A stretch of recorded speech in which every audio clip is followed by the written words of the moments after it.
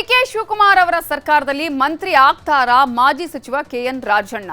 ಇಂಥದ್ದೊಂದು ಪ್ರಶ್ನೆಗೆ ಉತ್ತರ ಹುಡುಕುವ ಕೆಲಸಕ್ಕೆ ಕೈ ಹಾಕಿರೋದು ಬೇರೆ ಯಾರೂ ಅಲ್ಲ, ಉಪಮುಖ್ಯಮಂತ್ರಿಗಳಾಗಿರುವ ಡಾಕ್ಟರ್ ಜಿ ಪರಮೇಶ್ವರ್ ಅವರು. ಇವತ್ತು ಉಪಮುಖ್ಯಮಂತ್ರಿ ಪರಮೇಶ್ವರ್ ಖುದ್ದು ಕೆಎನ್ ರಾಜಣ್ಣ ಅವರ ಮನೆಗೆ ಬಂದಿದ್ರು. ರಾಜಣ್ಣ ಅವರ ಜೊತೆಗೆ ಅರ್ಧ ಗಂಟೆಗೂ ಹೆಚ್ಚು ಕಾಲ ಮಾತುಕತೆ ನಡೆಸಿದ್ರು. ಉಪಮುಖ್ಯಮಂತ್ರಿಗಳಾಗಿದ್ದಕ್ಕೆ ಪರಮೇಶ್ವರ್ ಅವರಿಗೆ ರಾಜಣ್ಣ ಅಭಿನಂದನೆಯನ್ನು ಸಲ್ಲಿಸಿದ್ರು. ರಾಜಣ್ಣ ಅವರನ್ನ ಮತ್ತೆ ಸಂಪುಟಕ್ಕೆ ಕರೆತರುವ ಬಗ್ಗೆಯೂ ಪರಮೇಶ್ವರ್ ಮಾತುಕತೆ ನಡೆಸಿದ್ರು. ನಾವೆಲ್ಲ ಒಟ್ಟಿಗೆ ಇದ್ದೀವಿ ಅನ್ನುವ ಸಂದೇಶ ರಾಜ್ಯಕ್ಕೆ ಹೋಗಬೇಕು, ಹೀಗಾಗಿ ರಾಜಣ್ಣನವರನ್ನ ಸಚಿವ ಸಂಪುಟಕ್ಕೆ ಸೇರ್ಪಡೆ ಮಾಡ್ಕೊಳ್ಳೋದಕ್ಕೆ ಪ್ರಯತ್ನ ಪಡ್ತಾ ಇದ್ದೀವಿ ಅಂತಾನೂ ಪರಮೇಶ್ವರ್ ಹೇಳಿಕೆ ಕೊಟ್ಟರು. ನಾವೆಲ್ಲ ಒಟ್ಟಿಗೆ ರಾಜಕಾರಣ ಮಾಡ್ತಕ್ಕಂಥದ್ದು ಮತ್ತು ಪಕ್ಷವನ್ನು ಸದೃಢ ಮಾಡಿ 2028ಕ್ಕೆ ಅಧಿಕಾರಕ್ಕೆ ತರೋದಕ್ಕೆ ಎಲ್ಲ ಪ್ರಯತ್ನಗಳನ್ನು ಮಾಡಬೇಕು ಅಂತಕ್ಕಂಥದ್ದು. ಹಾಗಾಗಿ ಇವತ್ತು ನಾವೆಲ್ಲ ಒಟ್ಟಿಗೆ ಇದ್ದೀವಿ ಅಂತೇಳಿ ಒಂದು ಸಂದೇಶ ಹೋಗಬೇಕಲ್ಲ. ಮತ್ತೆ ನಿಮ್ಮ ಜೊತೆ ಸೇರ್ಸ್ಕೊಂತೀರಾ ಸರ್ ಸಚಿವ ಸಂಪುಟಕ್ಕೆ? ಪ್ರಯತ್ನ ಮಾಡ್ತಾ ಇದ್ದೀನಿ. ಆಗುವಂಥ ವಿಶ್ವಾಸ ಇದೆ ಸರ್? ಯಾವಾಗಲೂ ವಿಶ್ವಾಸ ಇಟ್ಕೊಂಡೇ ಮಾಡೋದಲ್ವಾ. ಪ್ರಯತ್ನ ಮಾಡುವಾಗ ವಿಶ್ವಾಸ ಇಲ್ಲದೆ ಪ್ರಯತ್ನ ಮಾಡ್ತಾರೆ ಯಾರು? ಪ್ರಯತ್ನ ಮಾಡುವಾಗ ವಿಶ್ವಾಸದಿಂದನೇ ಮಾಡೋದು. ಈಗಾಗಲೇ ಆಕಾಂಕ್ಷಿಗಳ ಸಂಖ್ಯೆ ದೊಡ್ಡದಿದೆ. ಮತ್ತೊಂದು ಕಡೆ ಆಕಾಂಕ್ಷಿಗಳ ಬೆಂಬಲಿಗರು ಪ್ರತಿಭಟನೆಯನ್ನ ಮಾಡ್ತಾ ಇದ್ದಾರೆ. ತಮ್ಮವರಿಗೆ ಕೊಡಿಸುವಂತಹ ಕೆಲಸವೂ ಕೂಡ ಆಗ್ತಾ ಇದೆ. ಡಿಕೆ ಶಿವಕುಮಾರ್ಗೆ ಒಂದೊಂದೇ ಅಡ್ಡಿ ಬಂದರೂ ಕೂಡ ನಿವಾರಣೆ ಆಗ್ತಾ ಇದೆ. ಆದರೆ ತುಮಕೂರಿನ ನೊಣವಿನಕೆರೆ ಅಜ್ಜಯ್ಯನ ಸನ್ನಿಧಿಯ ವಿಚಾರ ಅಂತ ಹೇಳಿ ಬಂದಾಗ ಡಿಕೆ ಶಿವಕುಮಾರ್ಗೆ ಎಲ್ಲಿಲ್ಲದ ನಂಬಿಕೆ. ಅದೇ ಕಾರಣಕ್ಕಾಗಿ ನೊಣವಿನಕೆರೆ ಅಜ್ಜಯ್ಯನ ಸನ್ನಿಧಿ ಅಂತ ಹೇಳಿದ್ರೆ ಡಿಕೆ ಶಿವಕುಮಾರ್ ಅವರ ಪಾಲಿಗೆ ಪಾವನ ಕ್ಷೇತ್ರ. ಕಳೆದ 18 ವರ್ಷಗಳಿಂದಲೂ ಡಿಕೆ ಶಿವಕುಮಾರ್ ಅವರು ಅಜ್ಜಯ್ಯನ ಪರಮ ಭಕ್ತರು. ಅಜ್ಜಯ್ಯನ ಮಾತೆ ವೇದವಾಕ್ಯ ಅಂತ ನಂಬಿರುವ ಡಿಕೆ ಶಿವಕುಮಾರ್ ಸಿಎಂ ಆದ್ಮೇಲೆ ಮೊದಲ ಸಲ ನೊಣವಿನಕೆರೆ ಮಠಕ್ಕೆ ಭೇಟಿ ಕೊಟ್ಟಿದ್ರು. ಡಿಕೆ ಶಿವಕುಮಾರ್ ಯಾವುದೇ ಹೆಜ್ಜೆ ಇಡೋದಕ್ಕೂ ಮೊದಲು ಅಜ್ಜಯ್ಯನ ಆಶೀರ್ವಾದವನ್ನ ಪಡಿತಾರೆ. ಅಜ್ಜಯ್ಯನ ಆಶೀರ್ವಾದದಿಂದ ಒಂದೊಂದೇ ಯಶಸ್ಸನ್ನೂ ಕಾಣ್ತಿದ್ದೀನಿ ಅಂತ ಹೇಳ್ತಾನೆ ಇರ್ತಾರೆ. ಸಿಎಂ ಆದಾಗ ಪ್ರಮಾಣ ವಚನ ಸ್ವೀಕರಿಸಿದ್ದು ಕೂಡ ಇದೇ ವೀರ ಗಂಗಾಧರ ಅಜ್ಜಯ್ಯನ ಹೆಸರಲ್ಲಿ. ಪದಗ್ರಹಣದ ವೇದಿಕೆ ಮೇಲೆಯೇ ಅಜ್ಜಯ್ಯನ ಫೋಟೋ ಇಟ್ಕೊಂಡಿದ್ರು. ಅಜ್ಜಯ್ಯ ಮಠದ ಶ್ರೀಗಳು ವಿಧಾನಸೌಧಕ್ಕೆ ಬಂದು ಹೋದ್ಮೇಲೆ ಡಿಕೆ ಶಿವಕುಮಾರ್ ವಿಧಾನಸೌಧದ ಒಳಗೆ ಎಂಟ್ರಿ ಕೊಟ್ಟಿದ್ದು. ಈಗ ಸಿಎಂ ಆದ್ಮೇಲೆ ಮೊದಲ ಬಾರಿಗೆ ಸಂಸಾರ ಸಮೇತರಾಗಿ ಅಜ್ಜಯ್ಯನ ಮಠಕ್ಕೆ ಬಂದು ಪೂಜೆಯನ್ನ ಸಲ್ಲಿಸಿದ್ದಾರೆ. ನೊಣವಿನಕೆರೆಯ ಗಂಗಾಧರೇಶ್ವರ ದೇಗುಲದಲ್ಲಿ ಡಿಕೆ ಶಿವಕುಮಾರ್ ಪೂಜೆ ನಡೆಸಿದ್ರು. ಪೂಜೆ ನಡೆಸಿದ ಬಳಿಕ ತೋಟದಲ್ಲಿರುವ ಗವಿಗವಿ ಮಂಟಪದೊಳಗೆ 10 ನಿಮಿಷಗಳ ಕಾಲ ಧ್ಯಾನ ಮಾಡಿದ್ರು. ಕರಿವೃಷಭ ದೇಶಿಕೇಂದ್ರ ಸ್ವಾಮೀಜಿಯವರ ಮಾರ್ಗದರ್ಶನದಂತೆಯೇ ವಿಶೇಷ ಪೂಜೆ ಹೋಮದಲ್ಲೂ ಕೂಡ ಭಾಗಿಯಾಗಿದ್ದರು. ನೊಣವಿನಕೆರೆ ಕಾಡಸಿದ್ದೇಶ್ವರ ಮಠಕ್ಕೆ ನಾನೇನು ಹೊಸಮೈನಲ್ಲ, ಸುಮಾರು 23-24 ವರ್ಷದಿಂದ ಎಷ್ಟು ಸತಿ ಬಂದಿದೆಯೋ ನನಗೆ ಗೊತ್ತಿಲ್ಲ. ಇದು ನನ್ನ ಪ್ರತಿಯೊಂದು ನಾನಿಲ್ಲಿ ಬಂದು ನನ್ನ ಮಾರ್ಗದರ್ಶನವನ್ನು ಪಡ್ಕೊಂಡು ನನಗೆ ರಾಜ್ಯಕ್ಕೆ ಎಲ್ಲ ಒಳ್ಳೆಯದಾಗಲಿ ಅಂತೇಳಿ ಅನೇಕ ಸಂದರ್ಭದಲ್ಲಿ ಪ್ರಾರ್ಥನೆ ಮಾಡಿದ್ದೇನೆ. ಈಗೂ ಕೂಡ ಅದೇ ರೀತಿ ಒಬ್ಬ ಭಕ್ತನಾಗಿ ಬಂದಿದ್ದೇನೆ. ಚೀಫ್ ಮಿನಿಸ್ಟರ್ ನೆಕ್ಸ್ಟ್ ಪಾಯಿಂಟ್, ಈ ಮಟ್ಟದಲ್ಲಿ ಯಾವಾಗಲೂ ಕೂಡ ನಾನೊಬ್ಬ ಭಕ್ತ. ಸೊ ಭಕ್ತನಿಗೂ ಭಗವಂತನಿಗೂ ಇರೋ ಸಂಬಂಧ ಒಳ್ಳೆ ಇದೆ.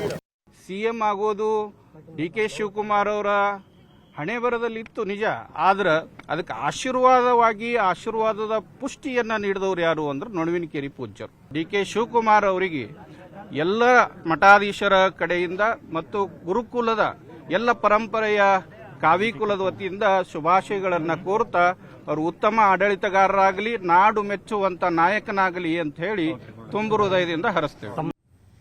ಇನ್ನು ಪೂಜೆ ಪುನಸ್ಕಾರಕ್ಕೂ ಮೊದಲು ಸಿಎಂ ಡಿಕೆ ಶಿವಕುಮಾರ್ ಮಲ್ಲಘಟ್ಟ ಕೆರೆಗೆ ಭೇಟಿ ಕೊಟ್ಟಿದ್ರು. ಐತಿಹಾಸಿಕ ಮತ್ತು ಪವಿತ್ರವಾದ ಕೆರೆ ಅನ್ನೋದು ಅಜ್ಜಯ್ಯನ ಮಠದ ಭಕ್ತರಲ್ಲಿರುವ ನಂಬಿಕೆ. ಇದೇ ಕೆರೆಯಲ್ಲಿ ನೊಣವಿನಕೆರೆಯ ಮಠದ ದೇವಸ್ಥಾನದ ದೇವರ ವಿಗ್ರಹಗಳಿಗೆ ಇಲ್ಲಿ ಸ್ನಾನ ಮಾಡಿಸಿ ಪೂಜೆ ಮಾಡ್ತಾರೆ. ಈ ಕೆರೆ ನೀರು ಗಂಗೆ, ಕಾವೇರಿ ನೀರಿನಷ್ಟೇ ಪವಿತ್ರ ಅಂತ ಜನ ನಂಬಿದ್ದಾರೆ. ಇದೇ ಕೆರೆ ಮತ್ತು ಸುತ್ತಮುತ್ತಲಿನ ಅಭಿವೃದ್ಧಿ ಕೆಲಸಕ್ಕೆ ಈಗಾಗಲೇ 35 ಕೋಟಿ ರೂಪಾಯಿ ಕಾಮಗಾರಿಗಳು ಕೂಡ ನಡೀತಾ ಇದ್ದು ಮರುಪರಿಶೀಲನೆಯನ್ನ ಮಾಡಿದ್ದಾರೆ. ಈ ನೀರನ್ನ ನನ್ನ ಮನೆ ಕೂಡ ನಾನು ಗೃಹ ಪ್ರವೇಶ ಮಾಡಿದಾಗ 5 ಕಡೆ ನೀರು ತೆಗೆದುಕೊಂಡು ಹೋಗಿದ್ದೆ. ಅದರಲ್ಲಿ ಈ ಕೆರೆ ನೀರು ಕೂಡ ಯಾವಾಗಲೂ ಕೂಡ ತುಂಬಿ ತುಳುಕ್ತಾ ಇರ್ತದೆ ಮತ್ತು ಎಲ್ಲ ಇದು ಬಹಳ ಪವಿತ್ರವಾದಂಥ ಕ್ಷೇತ್ರ ಇದು. ಈ ಭಾಗದಲ್ಲಿ ಸುಮಾರು ಹೆಚ್ಚು ಕಮ್ಮಿ ಒಂದು 35 ಕೋಟಿ ರೂಪಾಯಿ ವಿವಿಧ ಕಾಮಗಾರಿಗಳನ್ನು ಈಗಾಗಲೇ ತೆಗೆದುಕೊಂಡಿದ್ದೇವೆ. ಅಕ್ಕಪಕ್ಕ ಎಲ್ಲ ರೈತರಿಗೆ ಅನುಕೂಲ ಆಗಲಿ ಅಂತೇಳಿ ಕಾಡಸಿದ್ದೇಶ್ವರ ಮಠದ ಅಜ್ಜವ್ರ ಹತ್ರ ಮಾತಾಡಿ ಅವ್ರಿಗೇನು ಅವಶ್ಯಕತೆ ಇದೆ ಅಂತ ನಾನು ಕೇಳಿ ಖಂಡಿತ ಇಲ್ಲಿಗೆ ಒಂದು ಅಭಿವೃದ್ಧಿ ಕೆಲಸಕ್ಕೆ ನನ್ನಿಂದ ಏನಾರು ಆಗಬೇಕು ಅಂತೇಳಿ ಹೊಸದಾಗಿ ಬಂದಿರೋದ್ರಿಂದ ಖಂಡಿತ ಒಂದು ಕೊಡುಗೆ ಕೊಡ್ತೀನಿ. ಅಂದಹಾಗೆ ಸಿಎಂ ಡಿಕೆ ಶಿವಕುಮಾರ್ ಅವರ ಜೊತೆ ನೊಣವಿನಕೆರೆ ಅಜ್ಜಯ್ಯನ ಮಠಕ್ಕೆ ಬಿಜೆಪಿಯಿಂದ ಉಚ್ಚಾಟನೆ ಆಗಿರುವ ಶಾಸಕ ಎಸ್.ಟಿ. ಸೋಮಶೇಖರ್ ಕೂಡ ಬಂದಿದ್ರು. ಸಿಎಂ ಜೊತೆ ಅವರು ಕೂಡ ಪೂಜೆಯಲ್ಲಿ ಭಾಗಿಯಾಗಿದ್ರು. ಮತ್ತೊಂದು ಕಡೆ ಡಿಕೆ ಶಿವಕುಮಾರ್ ಮುಖ್ಯಮಂತ್ರಿ ಆಗಿದ್ದಕ್ಕೆ ಅಭಿಮಾನಿಗಳು 101 ತೆಂಗಿನಕಾಯಿಯನ್ನು ಒಡೆದು ಹರಕೆಯನ್ನು ತೀರಿಸಿದ್ದಾರೆ.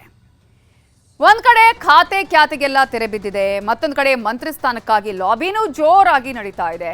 ಇಷ್ಟ ದೇವರಿಗೂ ಸಿಎಂ ಪೂಜೆಯನ್ನ ಸಲ್ಲಿಸಿ ಅಭಿವೃದ್ಧಿಯ ಸಂಕಲ್ಪ ಮಾಡಿದ್ದಾರೆ. ಆದ್ರೆ ಅಭಿವೃದ್ಧಿಯ ಕೆಲಸಗಳೇ ಮರೀಚಿಕೆಯಾಗಿದೆ ಅಂತ ಪ್ರತಿಪಕ್ಷಗಳು ಡಿಕೆ ಶಿವಕುಮಾರ್ ಸರ್ಕಾರದ ಮೇಲೆ ಸಮರವನ್ನ ಶುರು ಮಾಡಿವೆ. ಬಿಜೆಪಿ ಪಕ್ಷ ತನ್ನ ಎಕ್ಸ್ ಖಾತೆಯಲ್ಲಿ ಡಿಕೆ ಶಿವಕುಮಾರ್ ಸರ್ಕಾರಕ್ಕೆ ಪ್ರಶ್ನೆಗಳನ್ನ ಕೂಡ ಹಾಕಿದೆ. ಭಿನ್ನಮತ ಶಮನದಲ್ಲಿಯೇ ದಿನ ದೂಡ್ತಾ ಇರುವ ಸಿಎಂ ಡಿಕೆ ಶಿವಕುಮಾರ್ ಬರೀ ಪ್ರವಾಸದಲ್ಲೇ ಇದ್ದಾರೆ. ಬೆಳಗ್ಗೆಯಿಂದ ರಾಮಲಿಂಗಾರೆಡ್ಡಿ ಅವರ ಮನವೊಲಿಕೆಗೆ ಸಮಯ ಇಟ್ಟಿದ್ರು. ಮಧ್ಯಾಹ್ನ 2 ಗಂಟೆಗೆ ವರ್ಗಾವಣೆ ಬಗ್ಗೆ ಮುನಿಸಿಕೊಂಡಿರುವ ಕೆಜೆ ಜಾರ್ಜ್ ಅವರ ಮನೆಗೆ ಭೇಟಿ ಕೊಟ್ಟು ಮಾತುಕತೆ ನಡೆಸುತ್ತಿದ್ದಾರೆ. ಸಂಜೆಯಾದ್ರೆ ಸಚಿವ ಸ್ಥಾನ ಸಿಗದೆ ಮುನಿಸಿಕೊಂಡಿರುವ ಶಾಸಕರ ಜೊತೆ ಚಹಾಕೂಟ ನಡೆಸುತ್ತಿದ್ದಾರೆ. ರಾತ್ರಿ 9 ಗಂಟೆ ಮೇಲೆ ದಿನ ಇಡೀ ನಡೆದ ವಿದ್ಯಮಾನಗಳ ಬಗ್ಗೆ ಹೈಕಮಾಂಡ್ ಜೊತೆ ವಿಶೇಷ ಸಭೆ ಮಾಡ್ತಿದ್ದಾರೆ. ಹಾಗಿದ್ರೆ ರಾಜ್ಯದ ಅಭಿವೃದ್ಧಿ ಯಾವಾಗ ಅಂತ ವಿಪಕ್ಷಗಳು ಪ್ರಶ್ನೆ ಮಾಡ್ತಿವೆ. ಇನ್ನು ಆರ್ ಅಶೋಕ್ ತಮ್ಮ ಎಕ್ಸ್ ಖಾತೆಯಲ್ಲಿ ಪುಟಗಟ್ಟಲೆ ಪ್ರಶ್ನೆಗಳನ್ನ ಹಾಕಿದ್ದಾರೆ. ಸಿಎಂ ಡಿಕೆ ಶಿವಕುಮಾರ್ ಸರ್ಕಾರದ ಖಾತೆ ಹಂಚಿಕೆ ಪ್ರಹಸನ, ಕಾಂಗ್ರೆಸ್ ಪಕ್ಷದ ನಿಜವಾದ ಆದ್ಯತೆಗಳು ಏನು ಅನ್ನೋದನ್ನ ರಾಜ್ಯದ ಜನರ ಮುಂದೆ ಸಂಪೂರ್ಣವಾಗಿ ಬೆತ್ತಲು ಮಾಡಿದೆ ಅಂತ ಪೋಸ್ಟ್ ಹಾಕಿದ್ದಾರೆ. ಅಷ್ಟೇ ಅಲ್ಲ, ರೈತರು ಮುಂಗಾರು ಬಿತ್ತನೆಗೆ ಸಿದ್ಧತೆ ನಡೆಸ್ತಾ ಇರುವಾಗ ಕರ್ನಾಟಕಕ್ಕೆ ಒಬ್ಬ ಪೂರ್ಣಾವಧಿ ಕೃಷಿ ಸಚಿವರೇ ಇಲ್ಲ.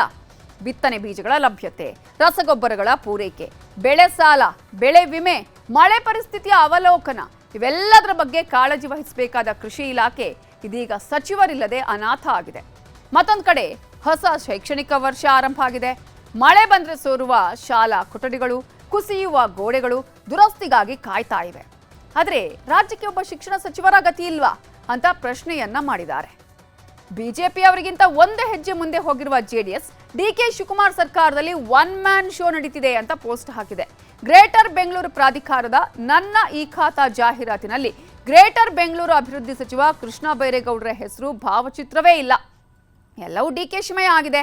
ಮುಖ್ಯಮಂತ್ರಿ ಆದ್ಮೇಲೆ ಶಿಷ್ಟಾಚಾರಕ್ಕೆ ತಿಲಾಂಜಲಿ ಇಟ್ಟು ಸರ್ಕಾರದಲ್ಲಿ ಒನ್ ಮ್ಯಾನ್ ಶೋ ಮಾಡ್ತಿರೋದಕ್ಕೆ ಈ ಜಾಹೀರಾತೇ ಸಾಕ್ಷಿಯಾಗಿದೆ ಅಂತ ಜೆಡಿಎಸ್ ತನ್ನ ಎಕ್ಸ್ ಖಾತೆಯಲ್ಲಿ ಪೋಸ್ಟ್ ಅನ್ನ ಮಾಡಿದೆ.